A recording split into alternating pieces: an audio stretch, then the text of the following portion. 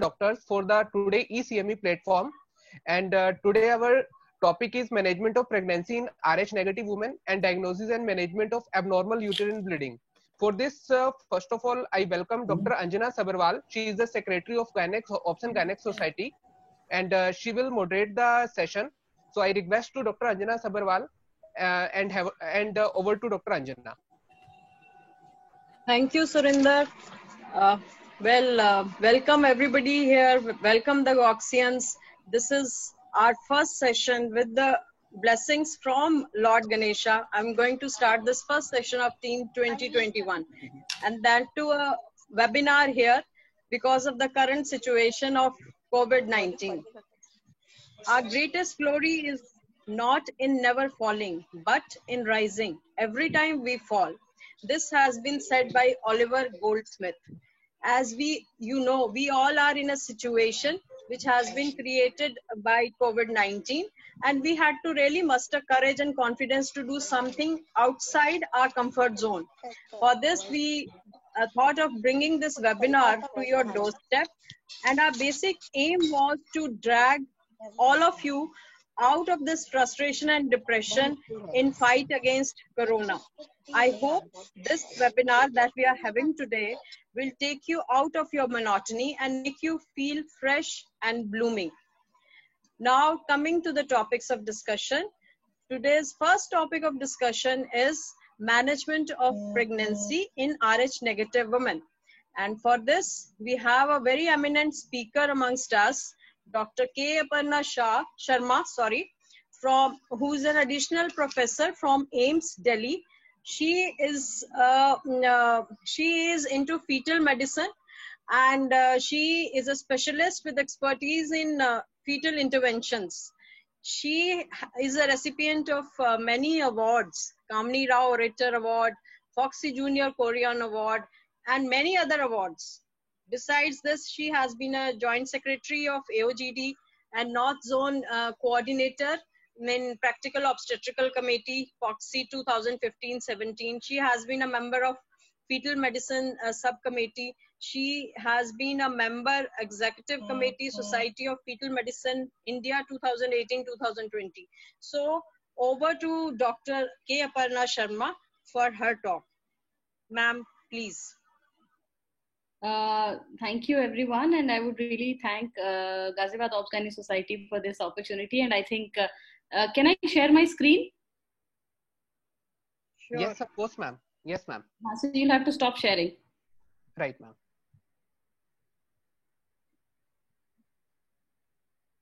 Yeah, so I think this is the new way of life now, and I think this is the first time I'm actually giving an RH lecture on webinar. So we'll have to start changing, and as things change, we have to learn new ways of life. Till now, I've been doing webinars on COVID. In this day and age, in the last 15 days, we've already done 2 to 3 webinars on how to manage pregnancy with COVID and how to do ultrasounds in COVID.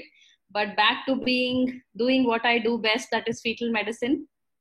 So managing Rh negative pregnancy, the only disconcerting thing when you're doing a webinar is you don't know whether people are actually listening to you. So I hope you people are listening to me. So only way I would know is when you ask us questions at the end. So I hope you'll be ready with your questions. So just starting with Rh negative pregnancy.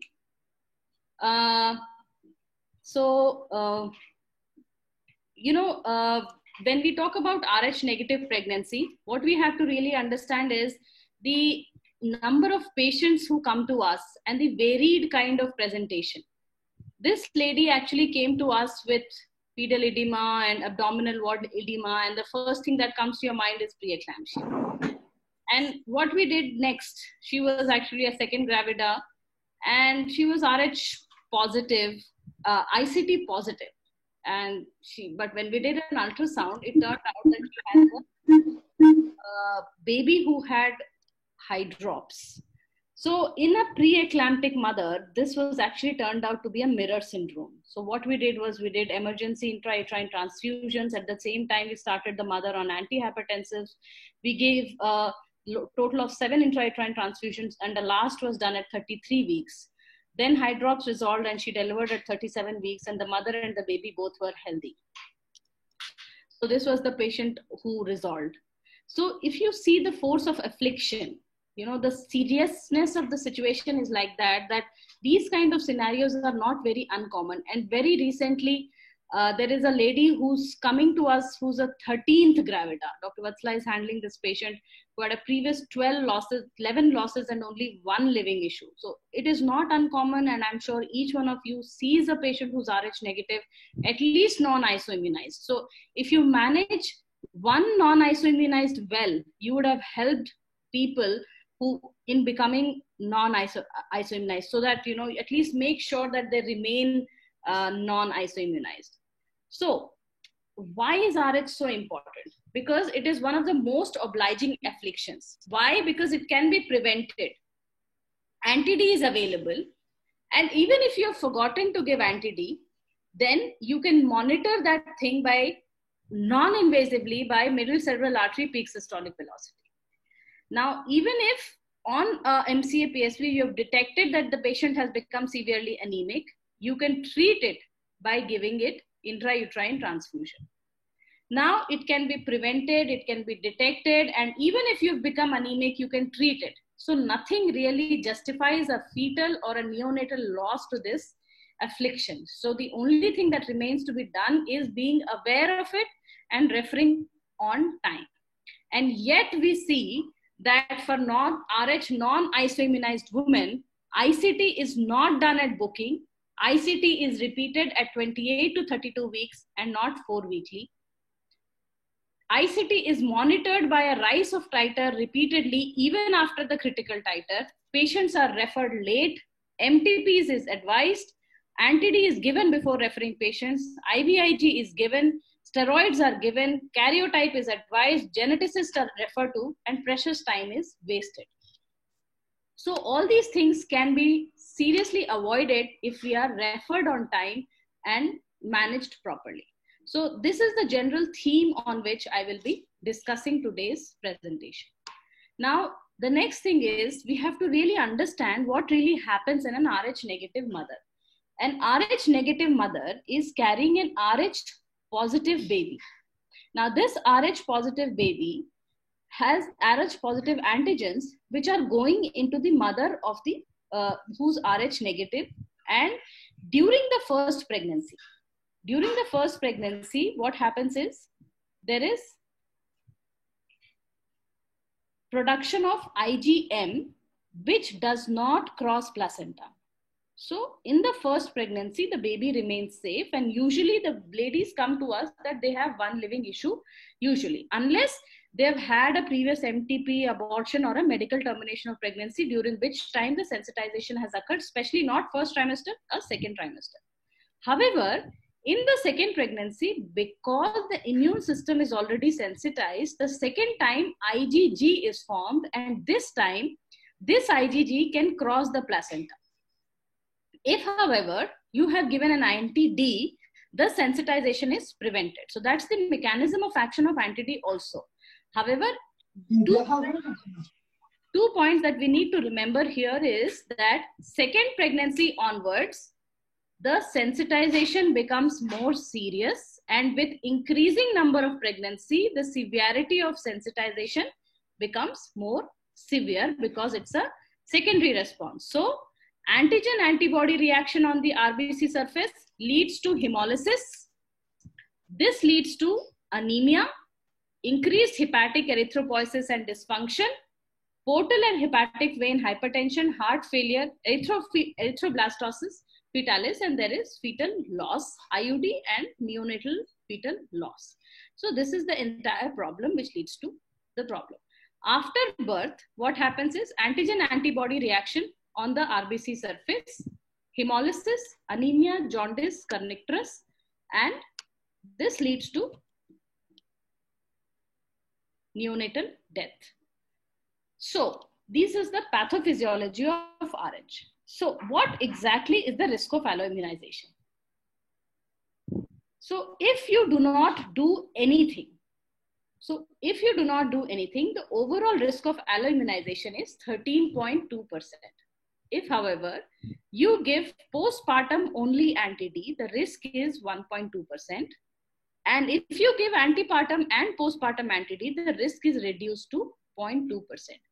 I know that most of us are now currently giving antenatal anti-D at 28 weeks and postpartum anti-D within 72 hours of delivery in most of the situation. However, people who are working in government setups, due to unavailability of antenatal anti-D, at least we are trying to give postpartum anti-D. So it is reducing the risk of alloimmunization to 1 to 2%. Now, what are the causes because of which we know that anti-D is available? And however, in our routine practice, alloimmunization still occurs so commonly. So most common reason is that maybe in most of the rural areas, blood group is not done, so anti-D is missed.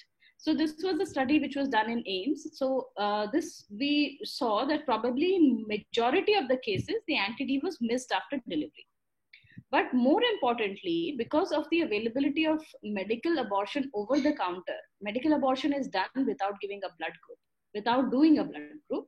So anti-D is not given after NTP, especially if it is towards the later half. Very early medical abortion, then maybe not, but towards the later half. Again, no anti-D given after DNC or abortion, and then Rh positive blood transfusion and inadequate anti-D, especially if there has been an abruption or an increased fetal-metal hemorrhage. So these are the various causes. And again, anti-D, if we have not maintained good cold chain, that is another reason when the anti-D could be ineffective. So these are the various reasons that we have to keep in mind on why anti-D, although it has been given, you could be ineffective. Now here I will share one simple flow chart on what you have to do when you are managing an Rh negative pregnant woman. So you have a pregnant woman who's Rh negative. So the first step is you will do the partner's blood group, the husband blood group. Now, if the husband blood group is negative, then you are happy. Nothing else to be done from the Rh negative point of view. Now, if the Rh blood group is positive, then we will do the indirect Coombs test.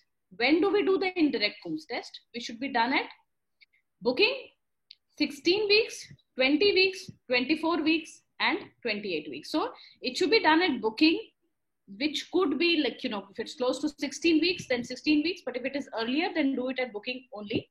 Then 16, 20, 24, 28. And if it is negative at 28 weeks, you give prophylactic anti-D at 28 to 32 weeks. And then the second dose within 72 hours of delivery, abortion, intrauterine procedure, trauma, or APH. So this is the summary of your management for an Rh negative pregnant woman whose husband's blood group is positive. So if you have done an ICT, it is negative at 28 weeks, you will give antenatal anti-D at 28 weeks, repeat an anti-D at within 72 hours of delivery, and then that is the management. So if you have given antenatal anti-D at 28 weeks, please do not repeat ICT after that, because it will come positive and then you will get confused on how to manage after that. So for all practical purposes, one ICT at 28, last ICT at 28 weeks, give anti-D and then another anti-D at delivery. That summarizes your management of Rh negative non-isoimmunized woman. Now, the next step. If at any point in time, the ICT becomes positive, then what do we do? But before that, let's just again see the major points in the management of Rh negative pregnancies. The labor management, what would be the important points to remember? We should do continuous electronic fetal monitoring if available. Because it's a slightly high risk pregnancy. Stripping of membrane should be avoided. There should be no fundal pushing in the first or second stage of labor, because we are trying to avoid any extra feto-maternal hemorrhage. There should be no uterine massage or uterine grasp or squeeze in the third stage of labor. Prompt cord clamping, although there was a study in AIIMS which they did to see if Rh negative mothers, we need to do a delayed cord clamping, does it really increase? So, but then till further evidence, a prompt cord clamping, and no manual removal of placenta should be done. Placenta to be delivered spontaneously using controlled cord traction without squeezing the uterus. Cord should be kept as long as possible because you might need an exchange transfusion. Avoid active management of third stage of labor. By here we mean active management is avoid methergin. We can give oxytocin because it's a physiological oxytocic, but we should avoid methergin because it causes non-physiological contraction which might increase fetal-maternal hemorrhage. For any PPH, oxytocin should be used instead of ergometrin again. Protect the vaginal and perineal wounds laceration from exposure to fetal blood. Again, cord blood should be sent for direct Coombs test and preferably the baby's blood group. So now bilirubin, hematocrit, hemoglobin and reticulocyte count, that's rather a long list. We just do two things, that is baby's blood group and direct Coombs test should be done. Regarding anti-D administration, just a few points to remember. As we discussed, prophylactic, so this is the level of evidence in which you are sure that you have to give anti-D in all these cases. So level A is the highest level of evidence which says that prophylactic anti-D to the Rh negative at 28 weeks and following birth if the infant is confirmed to be blood group having positive and within 72 hours of delivery. Now this is an undisputed evidence which you can give. Now for all the others, the level of evidence is slightly low, but it is recommended that you should give for all the prenatal procedures that you are doing. ECV, molar pregnancy, first trimester abortion, instrumentation, MTP, ectopic, APH. So all these cases, you should give anti-D. If pregnancy is going beyond 40 weeks, should you give anti-D? Normally in our practice, Rh negative or any other pregnancy, we are hardly actually going beyond 40 weeks. So this question really doesn't arise much. Whether to give, if you have given at 28 weeks, should you again give at 34 weeks? There is not much of an evidence to give that. Again, if you have given within 3 weeks of delivery, you can actually skip the postpartum dose. But if you have given more than 3 weeks, then you give the postpartum dose. So I'm sure somebody will ask me this question about the third or second trimester hemorrhage. So I will answer that question then. So I will wait for that question to see if you people are listening and not confuse you too much by answering this question right now. Now, as far as first trimester abortion is concerned, any abortion which is more than 12 weeks, second trimester abortion, we have to give anti-D. Any medical or surgical abortion, you have to give anti-D. It is actually said that any abortion which is complete and spontaneous abortion without any instrumentation or any medication, there is a very low risk of isoimmunization. So you might want to avoid it. But if there is any doubt, it is better to give anti-D rather than skip it. Ectopic, if it is managed surgically, then you give. In medical management, you might think about it, but in case of a doubt, we give. Now, if the woman is undergoing postpartum sterilization, it is important to counsel her. Sometimes women go for reversal of sterilization and she might eventually require blood transfusion or for some other reason. So it is always better to counsel before you stop giving. Now we come to the next part, which is a simple algorithm again. Now, what if your ICT titer becomes positive? Again, so if the ICT titer becomes positive, so that means indirect Coombs test is positive, that is critical titer. What is critical titer? Titer more than 1 in 16. Some people might tell you 1 in 8, but for all practical purposes, take it as 1 in 16. Now, if the critical titer has reached more than 1 in 16, first step is don't repeat ICT. It will not help you in monitoring. What will you do is go for MCA-PSV monitoring. So if the critical titer has reached more than 1 in 16, go for MCA-PSV. If the MCA-PSV shows anemia, that is, if the MCA-PSV has more than more than 1.5 multiples of median, that means the baby is becoming severely anemic, look for the gestational age. If the gestational age, I mean, suppose if it is not severely anemic, you keep repeating the MCA-PSV. If the MCA-PSV is becoming severely anemic, in that case, gestational age is more than 35, you deliver. If the age is less than 35, you will require intrauterine transfusion. If the critical titer has not reached, then in that case, that means it has become positive, say 1 in 2, 1 in 4, or for us even 1 in 8. I will repeat the ICT more frequently, that is maybe even 2 weekly, but I will not start doing MCA-PSV. That means ICT has become positive, but it is not significant enough to cause anemia. So I will not do a critical titer. MCA-PSV, I will just repeat ICT. So ICT is negative, I will repeat ICT. ICT is positive and more than the critical titer, I will do MCA-PSV. If ICT is positive but less than the critical titer, I will repeat MCA-PSV ICT 2 weekly till it becomes more than the critical titer and go till term.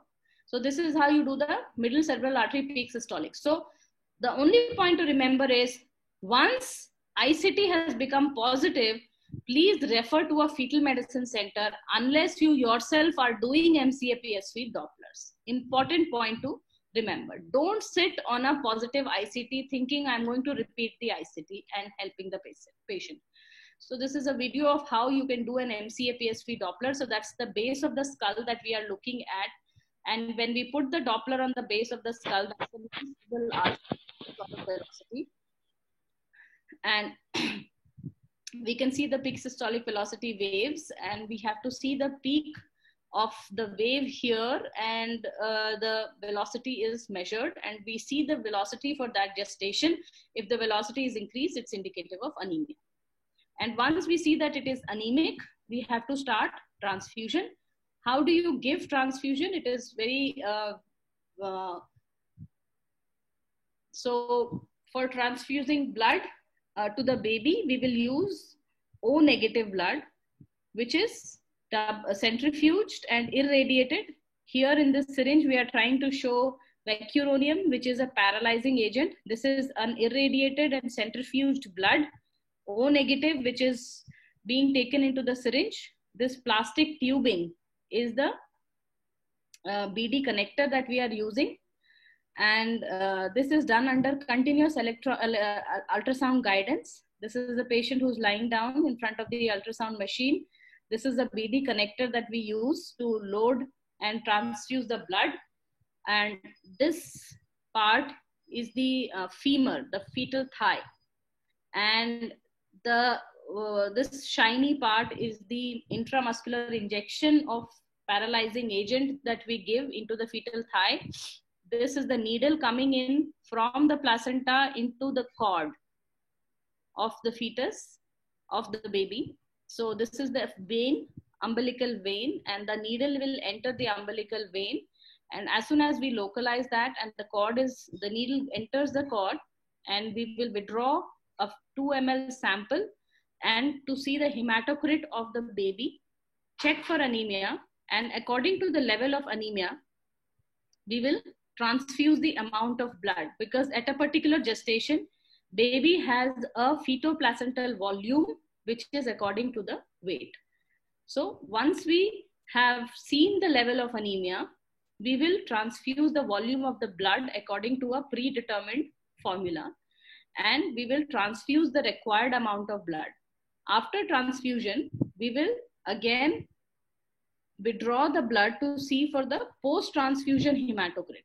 Now, once we have taken the post-transfusion hematocrit, subsequent transfusions are, so that was the anterior placenta, and this is a posterior placenta. This is supposed to be a little more difficult because there is no fixed placenta to actually plunge into, but you have to have a bit of a more precision when you are doing the posterior placenta. So this is the procedure. Oh, what the hell? There are complications. There are needle dislodgements. So every year we are almost doing 100 transfusions in a year.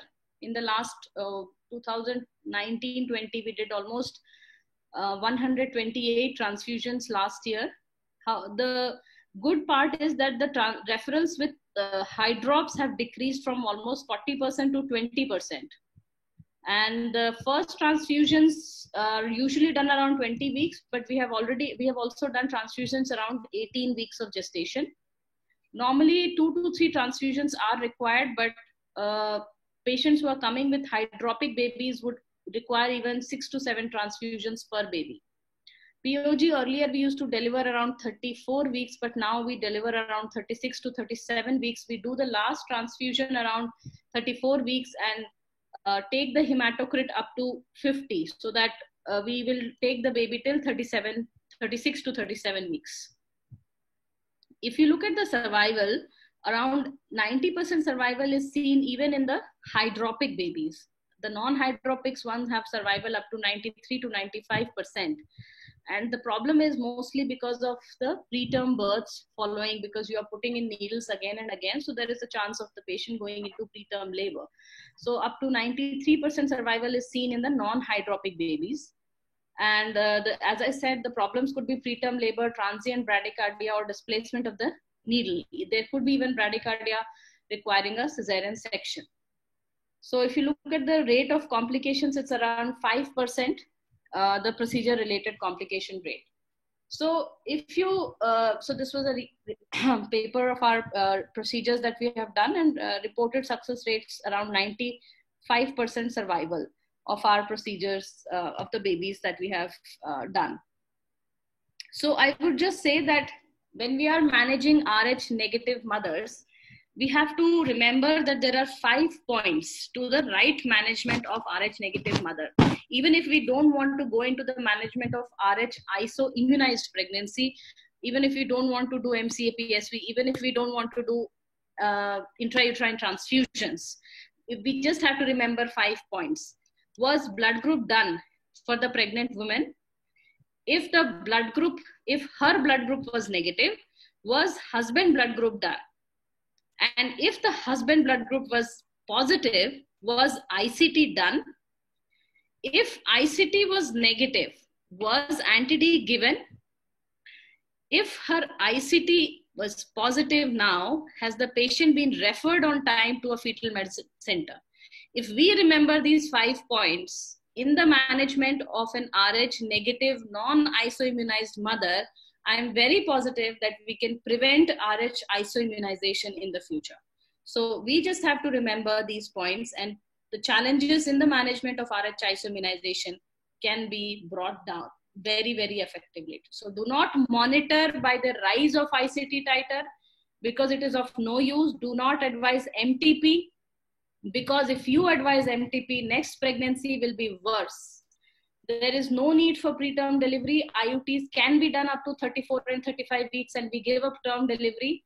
There is no prophylactic anti-D to immunized women. If ICT is positive, there is no role of anti-D.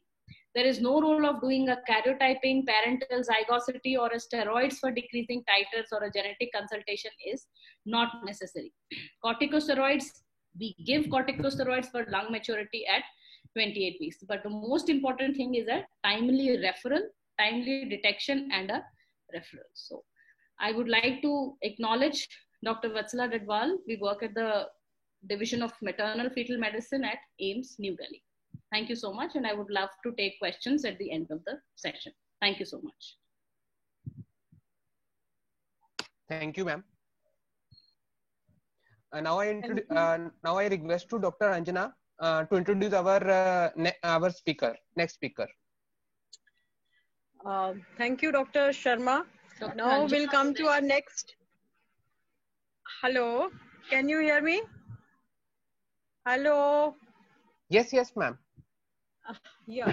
So the next topic of discussion today is management and diagnosis of abnormal uterine bleeding. And for this, we have amongst us a very favorite person, Dr. Neelu Khaneja, our ex-president of incipient years of GOGS, when we all were struggling to create a base. Anyway, with her efforts and efforts of our other stalwarts, Gogs has achieved a new position. She has been an inspiring figure for us. Excuse me, can I have of hers? Ma'am, please, Hello. Dr. Arpana, please stop sharing your screen, please, ma'am. Yeah, just a minute, ma'am. Yes. I have stopped share. Okay. It's showing, ma'am. Just a minute, ma'am. My video is not starting. Probably you've not started it. You have disabled it. And what about the slide? Ma'am, I'm just sharing the screen.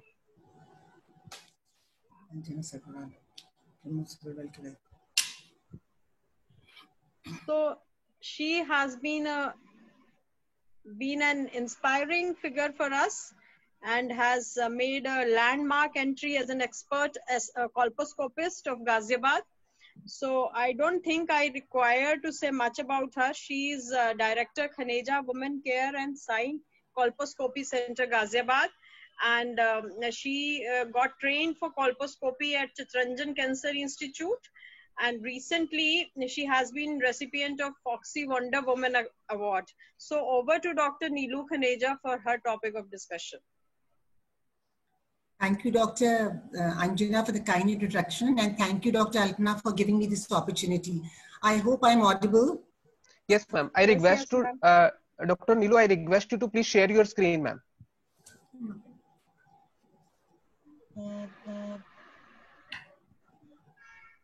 Okay.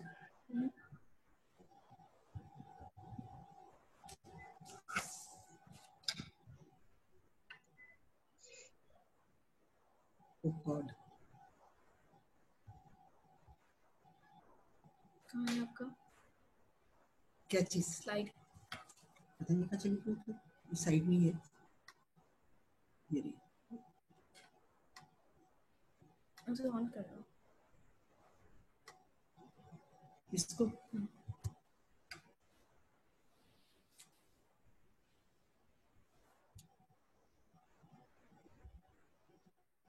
Slide show लेना पड़ेगा ना. कहाँ गया slide show?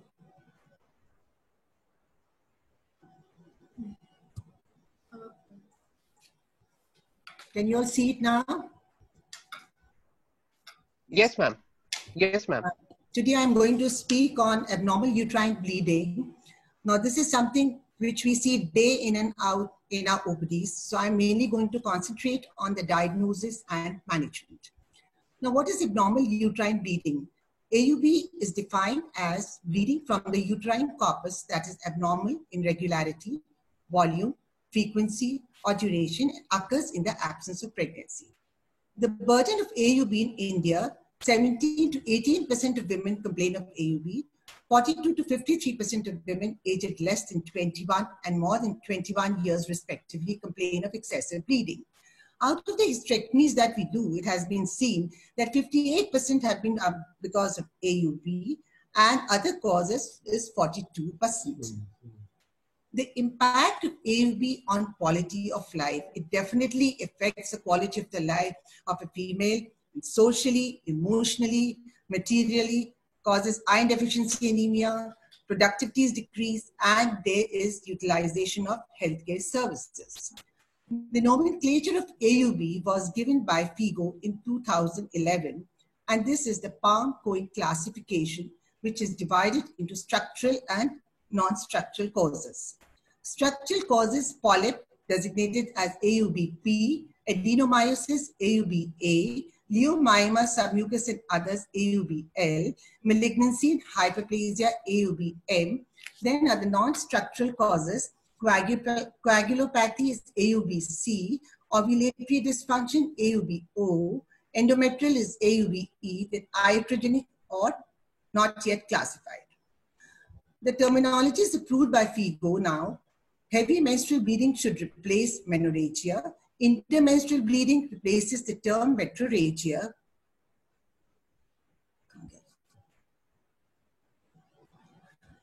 Heavy prolonged bleeding should replace menometrorrhagia, and frequent menstrual bleeding should replace polymenorrhea. Now, how do you diagnose AUB? Firstly, AUB can be acute or chronic. Acute is immediate bleeding, which has to be handled, and heavy bleeding. And chronic is more than 6 months spread over. So first, we have to take a very meticulous history, a thorough medical history guided by palm-point system. Ask the age at menarche and whether her menstrual pattern was heavy right from the beginning or from menarche. Last menstrual period, menses frequency, regularity, duration, and volume of flow, history of PPH, any surgery-related bleeding, history of frequent bruising, dental bleeding, epistaxis, family history of bleeding disorders, history of trauma, history of malignancy, or any history of comorbidities, for example, thyroid disorders or diabetes. Then we come to the examination. First, we do a general examination. Look at the patient first, see her build, her BMI, her pallor, anemia, and then look for other things suggestive of PCOS, for example, obesity, hirsutism, acne, anything suggestive of thyroid dysfunction, cold or heat intolerance, dry skin, lethargy, proptosis, diabetes mellitus, you may see acanthosis nigricans, then bleeding disorders, signs, fatigue, pallor, signs of hypomolemia, and then do a pelvic examination to see whether it is from the uterus, cervix, vagina, or vulva. Now we come to the diagnosis, and this is a laboratory diagnosis. Now, pregnancy test is a must in all bleeding cases to exclude pregnancy first. Other tests are CBC, Rh-ABO, serum iron, total iron capacity, and ferritin. Bleeding time, platelet count, partial prothrombin time, PT-INR, fibrinogen, and in cases with positive screening for coagulopathies, further tests like von Willebrand factor, antigen restostatin cofactor, factor VIII activity are done in consultation with the hematologist. One we can go in for liver function test. Chlamydia trachomatis infection can also lead to bleeding disorders, then pap smear and TSH where required. Imaging and endometrial sampling. Ultrasound, preferably TVS, to evaluate the uterus, adnexa, endometrial thickness. Sonosalpingography, MRI may be required, but this is not done as the first line of investigation because of the cost factor. This is mainly done in structural disorders where we have to do a myomectomy and you have to take out the fibroid and also distinguish between fibroid and adenomyosis. Endometrial tissue sampling to be performed in patients older than 40 years as the first line test, preferably with hysteroscopy, and should also be performed in patients younger than 40 years where there is history of unopposed estrogen exposure, for example, PCOS, failed medical management, obesity associated with hypertension, endometrial hyperplasia, ET more than 12, and persistent AUB. Now we come to the treatment of AUB. The treatment of AUB can be medical or surgical. Medical can be divided into hormonal and non-hormonal. Surgical is conservative, like myomectomy or hysterectomy. Non-hormonal treatment for AUB first is antifibrinolytics, tranexamic acid, then non-steroidal anti-inflammatory preparation, NSAIDs, mefenamic acid. Despite significant reduction in blood loss, 52% of women treated with mefenamic acid for 2 months maintained a blood loss greater than 80 ml per cycle. Now we are going to compare all of them. So at the end of it, we decide which is the best. So first is tranexamic acid. This reduces the blood loss by 50%. However, many women remain menorrhagic and non-compliant. Large doses of tranexamic acid are required, sometimes even 1 gram twice daily.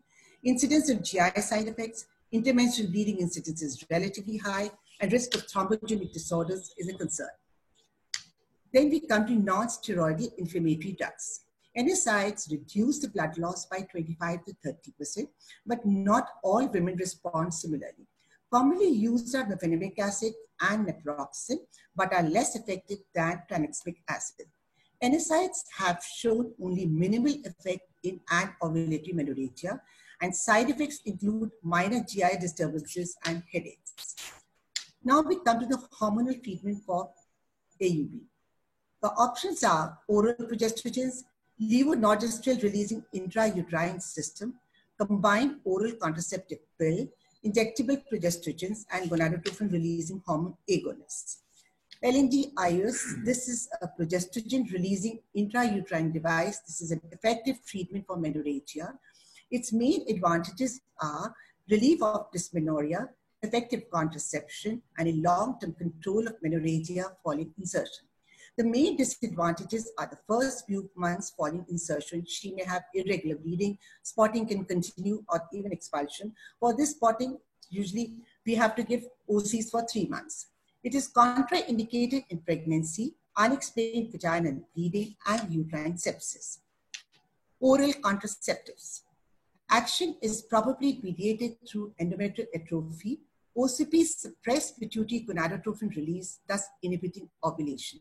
High doses of estrogen are associated with increased risk of thromboembolism, and these should be avoided in women with thrombosis or a family history of idiopathic venous thromboembolism. Most common side effects include weight gain, nausea, abdominal discomfort, and mid-cycle breakthrough bleeding. GnRH agonists. These are effective in reducing menstrual blood, no doubt. They inhibit release of FSH and LH, resulting in hypogonadism. A prolonged hypoestrogenic state leads to bone demineralization and reduction of high-density lipoprotein cholesterol.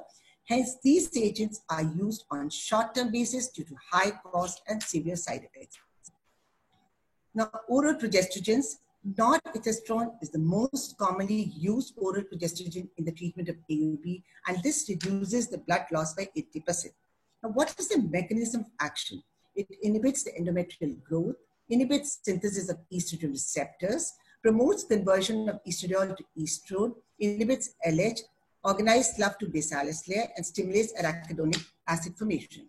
So, this progesterone cyclogenase pathways, the progesterone, as I told you, gets converted to arachidonic acid. This is converted to prostaglandin F2.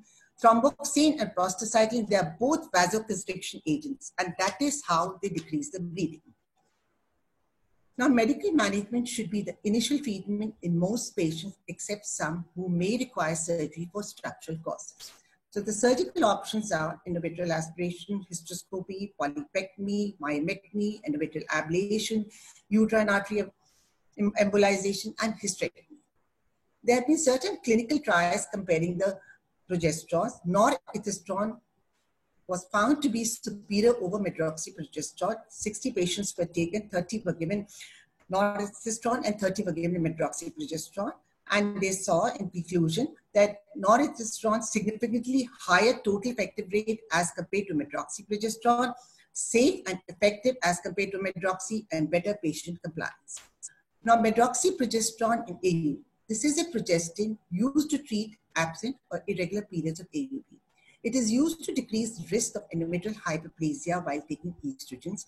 Contraindications are liver disease, hormone-related cancers, for example, breast or uterine cancer, history of stroke, long-term use may increase risk of breast cancer, heart disease, stroke, or thromboembolism.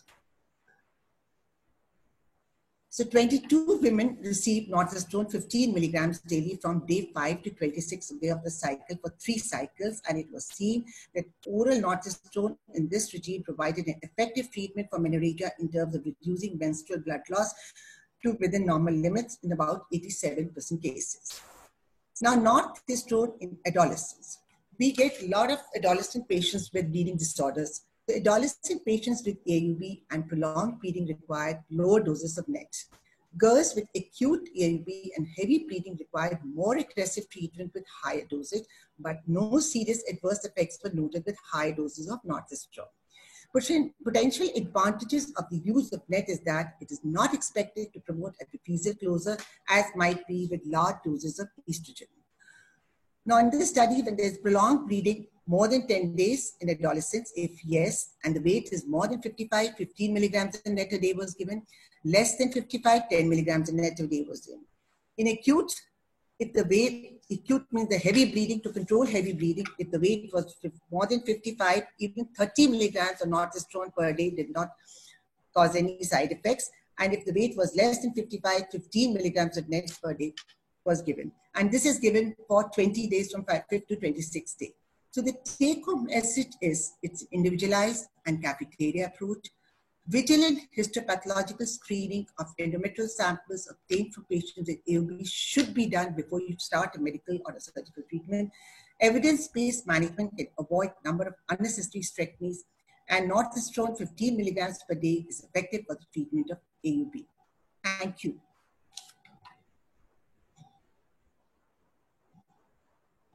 Thank you, Dr. Neelu Khaneja. Now I request to Dr. Alpana Kansal to moderate the session and take care of the question and answer session for both our topics. Excuse me, can you call Dr. Monica Kesavani to announce the results of the quiz? Hello? Yes, ma'am. Can you ask Dr. Monica to take to deliver the answers of the quiz? Okay. I request to Dr. Monica Kesarwani. She is the treasurer of the society, and she will also address some quiz result. So I request to Dr. Monica Kesarwani. Good afternoon, everyone. Hello. Yes. Yes, ma'am. Good afternoon, everyone. Thank you, Alpana ma'am, for giving me opportunity. Not very well audible. I'm not audible? Not very Hello? well. It will be louder. Louder? Okay, I will try. Hello, good afternoon, everyone. Thank you, Alpana ma'am, and giving me opportunity to announce the winner of Lockdown Quiz #2. First of all, I would like to congratulate all the participants who have participated wholeheartedly in the Lockdown April #2 quiz. As you all know, the quiz ended today itself 10 a.m. And the total participant of the quiz are 86 who made this quiz contest very successful. And the winning criteria for the quiz is maximum correct answer attempted.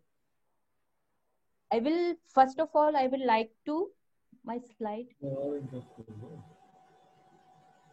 Excuse me, ma'am. It's not already, still not already. The holistic care for Rh negative mama, as we proceed with this approach. The first question, what is the cause of death in Rh alloimmunization? Severe anemia in fetus and high output cardiac failure.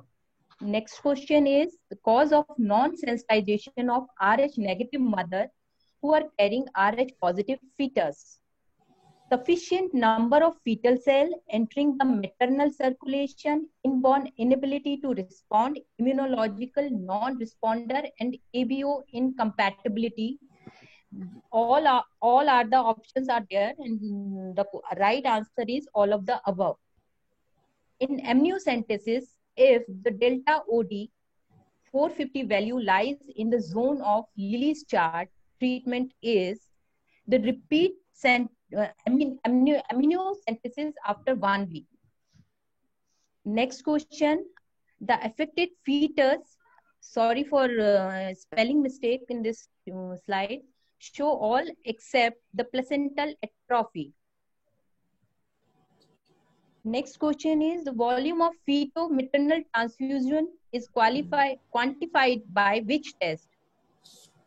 Gell-Hor-Bethke test. When should we do the first test for Rh antibody screening in primary gravida? The first prenatal visit. In cardiocentesis, the test done on fetal blood all are except bilirubin. Next question is, after anti-D immunoglobulin administration at 20 weeks, how frequently antibody screening should be done? It is not required at all.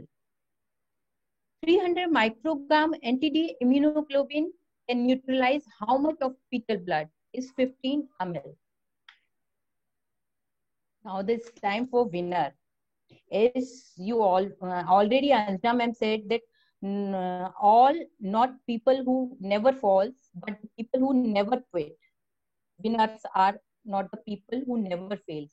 The first winner is our Dr. Shweta Singh Kaushik, Dr. Deepti Rastogi, Dr. Nupur Sharma, Dr. Rekha Loiwal, Dr. Dipali Gupta.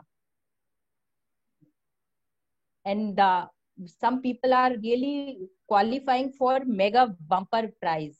They are Dr. Paridhi Garg, Dr. Poonam Gupta, and Manisha Agarwal. We are supposed to give the bumper prize at the end of our tenure.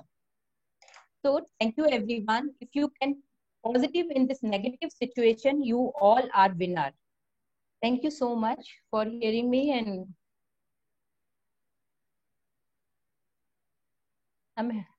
yes, ma'am. Thank you very much, ma'am.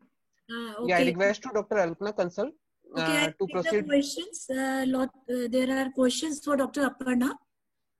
Dr. Aparna, we can't see you. I think Mr. Surinder has to switch on my video. Mr. Surinder, please switch on the video of Dr. Aparna, please. Yeah. So, Dr. Aparna, the first question will tell you that we all are awake. We are not sleeping. Okay. So, the question is from Dr. Sarita Anand.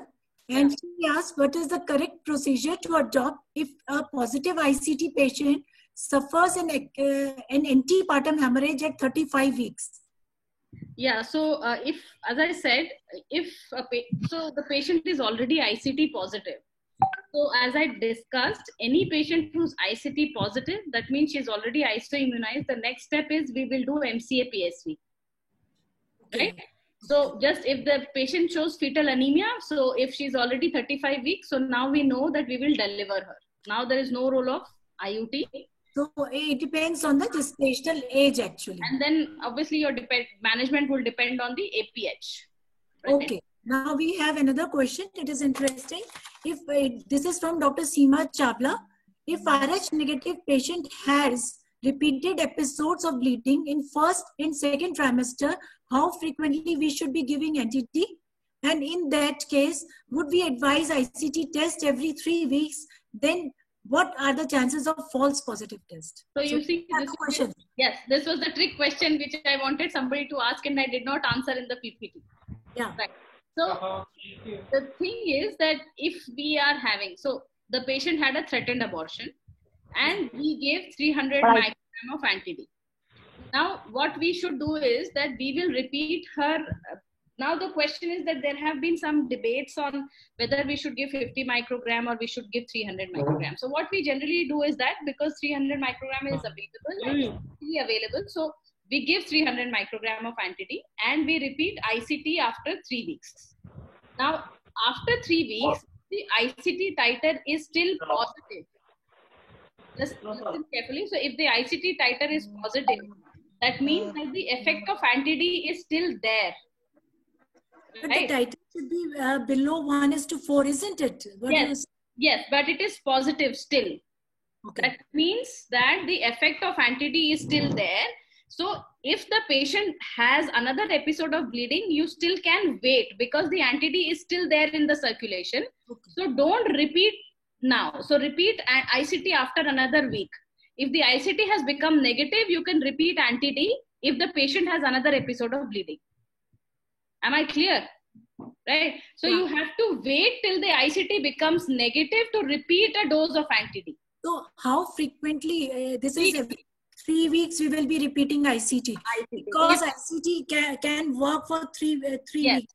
So if the ICT has become negative and the patient continues to bleed, then you repeat anti-D. Okay. If there is no further episode of bleeding, then you don't repeat anti-D. And now this question is from Dr. Preeti Agarwal. I think the answer you have already given in the lecture, but again I'll ask, if patient is ICT negative and receives anti-D at 28 weeks, how frequently should we do ICT? Again and again I'm saying, if we have, don't do it. Don't do it. Yeah. Unless the patient has bleeding and if you expect some increased amount of fetal-maternal hemorrhage because of some abruption or something. So now I have a question for you. What, according to you, is the significance of DU positivity? Like I've been testing all my patients for DU positive for last 2 years. Why? Because I don't know. Because I worked in Riyadh, Saudi Arabia for 1 year, and there it was a practice that you have to test the mother and the baby's blood also for DU positivity. if you're going for ABORH as well. And in FOXI guidelines also, I read you consider RU positives as DU positives as RH positives. So we are not routinely doing, ma'am, and I mean, no, I don't think like a lot of, maybe it has a lot to do with the ethnicity, so that's why maybe you were doing it in the Middle East. But I don't think it's got a lot of clinical significance in current practice. So in AIIMS, like we do not come across. So sometimes, you know, what happens is we have anti-C was a lot of it, because when we are doing IUTs, sometimes after first transfusion, the rate of fall is very high. In such situations, we actually test for other antibodies on why the hemolysis is very fast. So those are the situations in which we do extra testing. Otherwise, we just stick to D. Are you doing Clay-Horst test at AIIMS? So you would know that KB test is not available anywhere. You know, KB testing. I asked the pathology, actually, they are having blood bank, and I insisted them to do it. Somehow, I don't know, they are saying that they are able to. It's a very redundant kind of a test and very basic level test. So if you actually want to do, so flow cytometry is actually a better way to do it. So to do fetal-maternal hemorrhage. But because the amount of anti-D that we are giving covers much more than the normal fetal-maternal hemorrhage, so we are actually giving good amount of anti-D. So routine KB test is not being done. So I think we don't have any more questions. So I think role of amniocentesis in Rh negative pregnancy in the present scenario. So I would say that I have joined AIIMS as a faculty in 2012, and before that as a senior resident, I have never seen even one single amniocentesis being done for Rh negative isoimmunization management. So I think it's well out of practice for management of Rh negative pregnancy. So we are managing completely non-invasively by middle cerebral artery peak systolic velocity monitoring. We have a question from Dr. Anjana Sabhavan. She says dose of anti-D in difficult vaginal delivery and manual removal of placenta or instrumentation. What are the consequences of delayed cord clamping? Yeah, so ma'am, right now, as I said, we did a thesis in AIIMS. Although textbook says that you should do early cord clamping, but the thesis in AIIMS actually showed that you can do a delayed cord clamping in Rh negative non-isoimmunized mothers. So there is no extra transfer of antibodies into the fetus or increased rate of hemolysis. So on a study basis, we did not find an increase. So we could do a delayed cord clamping, but it's not come as a recommendation. So I cannot really say it too much. And significance of Lilly's charts and things of that sort? Amniocentesis is currently not done. So I'm saying for the last 12 years, not one single amniocentesis we have done in our management of more than 1,000 cases of Rh isoimmunized pregnancies. So, I think there are no more questions, Mr. Surendra. Right, ma'am. Ma'am, if I just request to Dr. Vinita Divakar, she also she is the chairperson of our society. She want to address something to all of our members. So I request to Dr. Vinita Divakar. I'll say thanks after that. Okay. Okay, ma'am. Yes.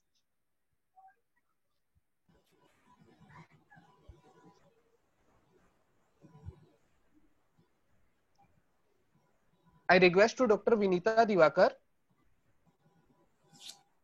Please address us.